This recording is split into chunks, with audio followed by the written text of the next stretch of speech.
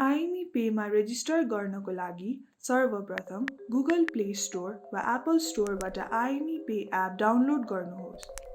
अब IME pay app खोली get started button थिच्नुहोस् र आफ्नो मोबाइल नम्बर दाखिला गर्नुहोस्।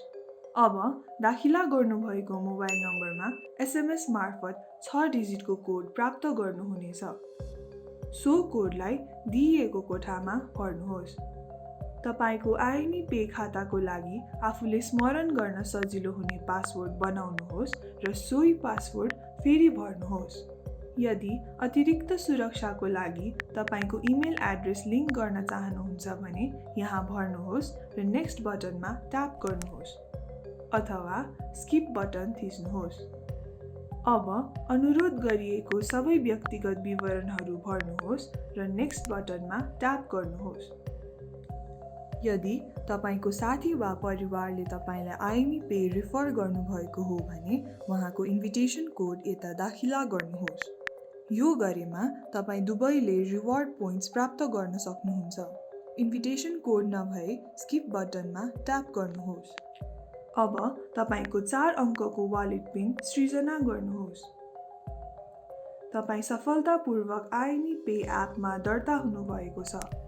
अब तपाईको KYC पूरा गर्न भेरिफाई नाउ बटन ट्याप गर्नुहोस्। यहाँ अनुरोध गरिएको सबै व्यक्तिगत जानकारीको विवरण भर्नुहोस् र नेक्स्ट बटनमा ट्याप गर्नुहोस्।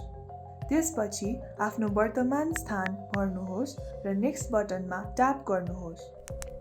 अब यहाँ दिइएको 4 वटा मध्ये कुनै पनि एउटा विकल्प रोज्नुहोस् र तपाईको परिचय कागजको फोटो खिचेर अथवा ग्यालेरीबाट अपलोड गर्नुहोस्। याद राख्नुहोस्, तपाईको कागजपत्रको विवरण सहजै पढ्न मिल्ने हुनुपर्नेछ। अब तपाईको तस्बिर खिच्नुहोस्। तस्बिर लिँदा आफ्नो आँखा खुल्ला रहेको र दुवै कान देखिने सुनिश्चित गर्नुहोस्। अब तपाईले पहिला दाखिला गर्नुभएको वालेट पिन हाल्नुहोस्। तपाईको KYC दर्ता प्रक्रिया पूरा भएको छ। KYC भेरिफाइड भएपछि तपाईको दर्ता गरिएको मोबाइल नम्बरमा आइमी पेबाट फोन कल आउनेछ अथवा तपाईको प्रोफाइलमा ग्रीन टिक मार्क देख्न सक्नुहुन्छ।